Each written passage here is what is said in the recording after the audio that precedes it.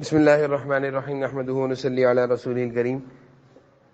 جناب نبی کریم صلی اللہ علیہ وسلم کی سیرت مبارکہ بیان ہو رہی ہے، اور سیرت کے جو درس گزشتہ جو ہوا تھا اس درس میں ہم نے آپ کو حضور صلی اللہ علیہ وسلم کا مدینہ پہنچنے پر جو استقبال ہوا تھا، اور اس کے بعد آپ صلی اللہ علیہ وسلم مدینہ داخل ہونے کے بعد تمام مدینہ میں رہنے والے صحابہ ان سب کی کیا خواہش تھی کہ حضور صلی اللہ علیہ وسلم ہمارے گھر پر قیام فرمائے۔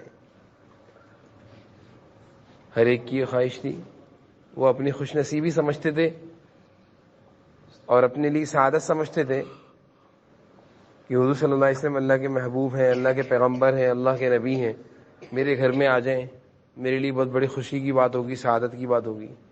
تو اس لیے سارے مدینہ کے لوگوں نے اس بات کا زور لگایا اور حضور صلی اللہ علیہ وسلم کے سامنے اپنی خواہش کا اظہار کیا کہ اللہ کے رسول آپ میرے گھر میں رہیں، آپ میرے گھر میں ٹھہریں۔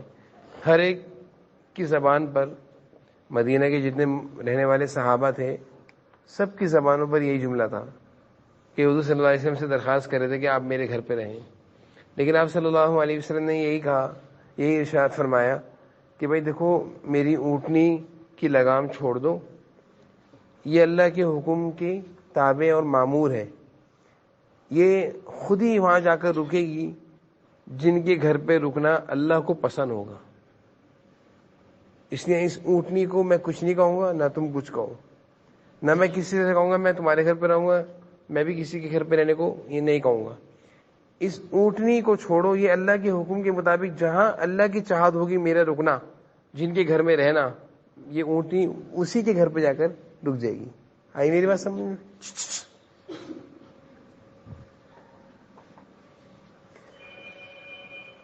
وہ اونٹنی چلتی رہی اور حضرت ابو ایوب انصاری رضی اللہ عنہ کے گھر پہ جا کر رکی۔ آپ نے جیسے دیکھا کہ یہ اونٹنی میرے گھر پہ رک گئی، بیٹھ گئی، تو بہت خوشی خوشی اونٹنی کی طرف دوڑے، جلدی جلدی حضور صلی اللہ علیہ وسلم کا سامان اٹھایا، اپنے گھر لے گئے اور خوشی کا اظہار کرتے رہے۔ پھر ان کے گھر میں آپ صلی اللہ علیہ وسلم رہے۔ آپ صلی اللہ علیہ وسلم حضرت ابو ایوب انصاری رضی اللہ عنہ کے گھر میں کچھ عرصے رہے، تقریباً 6 مہینے یا اس سے کچھ زیادہ یا اس سے کم، کیونکہ اس سے پہلے حضور صلی اللہ علیہ وسلم کا مدینے میں کوئی رہنے کی جگہ نہیں تھی، یعنی گھر نہیں تھا، اور نہ ہی مدینہ شہر میں کوئی مسجد تھی، مسجد بھی نہیں تھی۔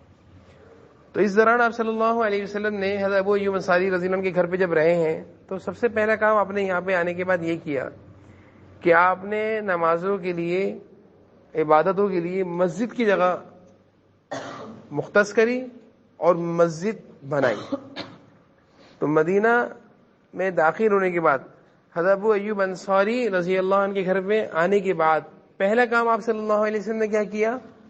بولے سارے بولے، مسجد کی جگہ، نماز کی جگہ بنائی، مسجد بنائی، مسجد کی تعمیر۔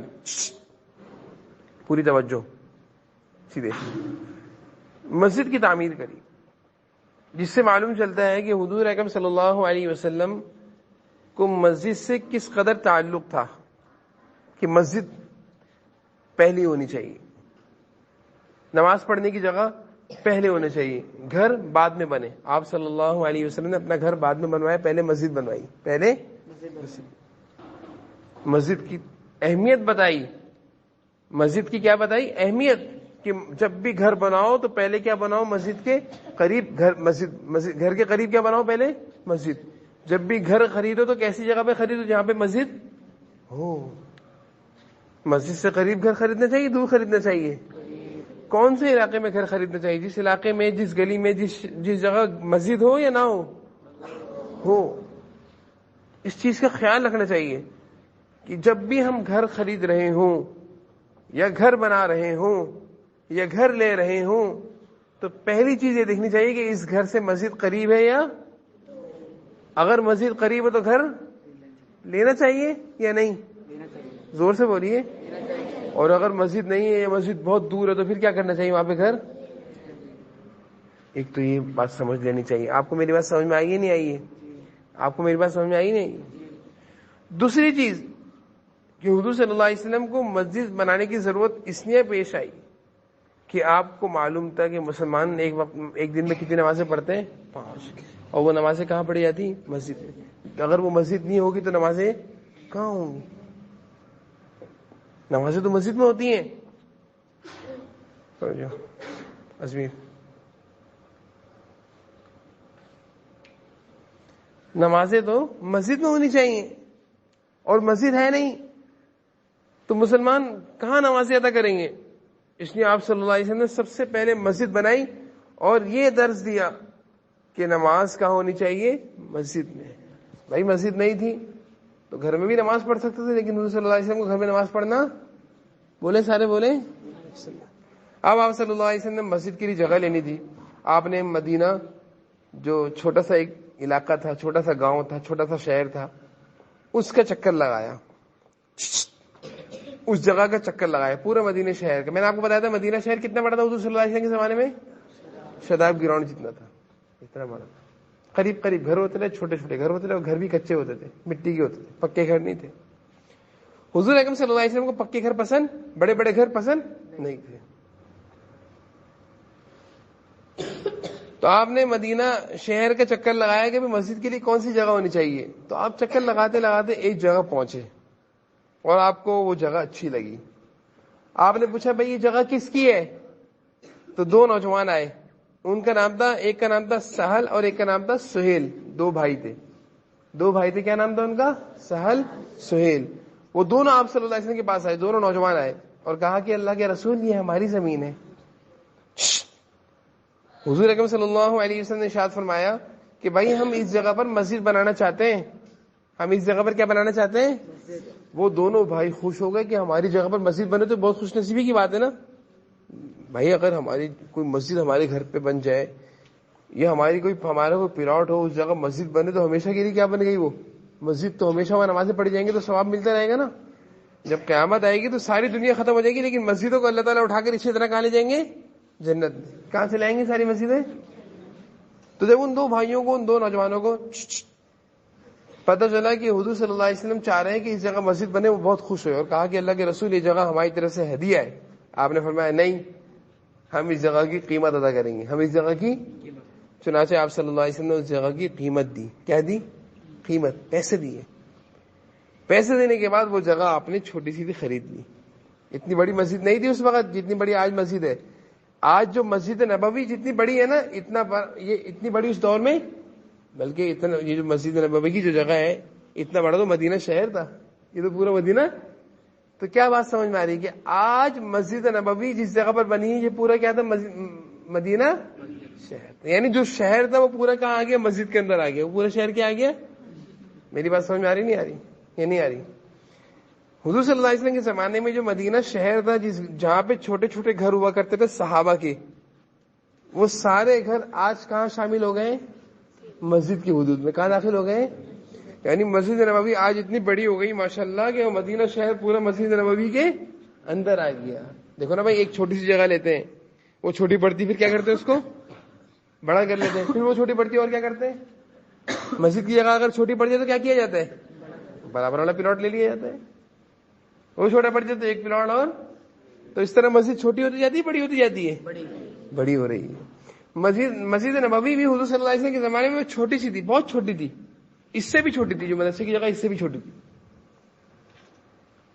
لیکن پھر کیا ہوا کہ حضور صلی اللہ علیہ وسلم کے زمانے میں اسلام لانے والوں کی تعداد بڑھتی گئی، مسجد نبوی کی جگہ بھی کیا ہوتی گئی، اور آج دیکھو ماشاءاللہ مسجد نبوی اتنی بڑی ہے کہ حضور صلی اللہ علیہ وسلم کے زمانے میں جتنا شہر تھا مدینہ، وہ پورا کیا آ گیا؟ مسجد کے اندر آ گیا، پورا کہاں آ گیا؟ میری بات سمجھ میں آ رہی ہے نہیں آ رہی؟ یہ نہیں آ رہی۔ تو صحابہ کے گھر اس وقت کہاں پہ ہیں؟ مدینہ میں رہنے والے جو صحابہ تھے ان کے گھر کہاں ہیں اس وقت؟ بولے مسجد کے اندر ہے، مسجد نبوی کے اندر ہے، سارا مدینہ مسجد نبوی کے۔ حضور صلی اللہ علیہ وسلم کے زمانے کا جو مدینہ شہر تھا وہ کہاں ہے؟ بولے مسجد کے حدود میں آ گیا، مسجد کے اندر آ گیا۔ اس طرح مسجد نبوی کی تعمیر ہوئی، آپ صلی اللہ علیہ وسلم نے صحابہ کے ساتھ مل کر اس کی خود تعمیر کی۔ اور تعمیر کیا تھی؟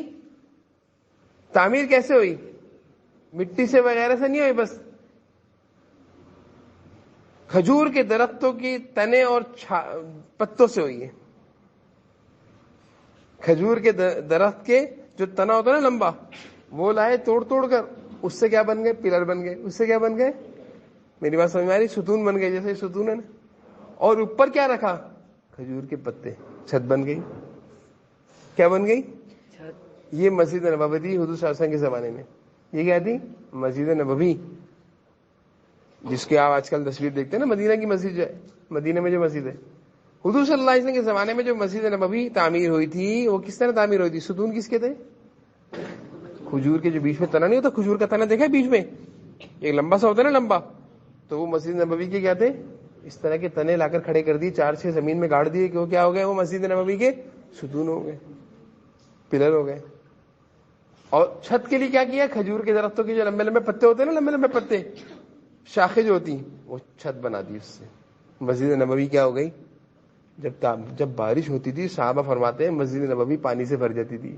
پانی آئے گا نا اندر، جب بارش ہوتی تھی تو صحابہ فرماتے ہیں مسجد نبوی میں کیا آ جاتا تھا؟ پانی. یہ اس دور کی مسجد تھی. ایک حدیث میں آتا ہے کہ حضور صلی اللہ علیہ وسلم نے نماز پڑھائی، بارش ہو رہی تھی تو آپ صلی اللہ علیہ وسلم کی پیشانی پر کیچڑ لگ گئی، پانی لگ گیا، مٹی لگ گئی، کیچڑ لگ گئی. تو وہاں پہ مسجد نبوی اس طرح کی تھی، یعنی پانی کے اندر آتا تھا. اور کچی زمین تھی، کچے گھر تھے، چھوٹے چھوٹے گھر تھے. اور اسی مسجد نبوی کے ساتھ آپ صلی اللہ علیہ وسلم نے اپنے حجرے تیار کی، اپنے گھر تیار کیے. کتنے بڑے گھر تیار کریے آپ صلی اللہ علیہ وسلم نے؟ چھوٹے چھوٹے. اتنے بڑے بڑے کمرے نہیں تھے جو آج ہمارے گھروں کے اتنے بڑے بڑے گھر ہوتے ہیں، اتنے بڑے بڑے کمرے ہوتے ہیں. حضور صلی اللہ علیہ وسلم کے چھوٹے چھوٹے حجرے تھے، چھوٹے چھوٹے کمرے تھے، اتنے سے کمرے تھے بس، جس میں ایک آدمی 2 آدمی آرام سے لیٹ سکتے ہیں بس، چھوٹے چھوٹے. آپ نے اعتکاف میں مسجد میں جو خیمے لگتے ہیں دیکھیں؟ اعتکاف میں رمضان میں مسجد میں جو خیمے لگتے ہیں کتنے بڑے ہوتے ہیں؟ وہ ایک آدمی کے رہنے کے کتنے بڑے ہوتے ہیں بتاؤ؟ اس خیمے میں کتنے آدمی آ جاتے ہیں ایک میں؟ ہاں 1-2 آتے ہیں، 10-20 آتے ہیں، 1-2. اتنے رسول صلی اللہ علیہ وسلم کے کمرے تھے گھر کے. آپ صلی اللہ علیہ وسلم نے اس طرح مسجد نبوی کے ساتھ چھوٹے چھوٹے حجرے تیار کر لیے اپنے گھر کے لیے. اور پھر آپ مسجد نبوی جب تیار ہو گئی تو آپ وہاں سے حضرت ابو ایوب انصاری رضی اللہ عنہ کے گھر سے کہاں منتقل ہو گئے؟ مسجد نبوی کے ساتھ والے گھر میں منتقل ہو گئے. اب میری ساری باتیں آپ کو سمجھ میں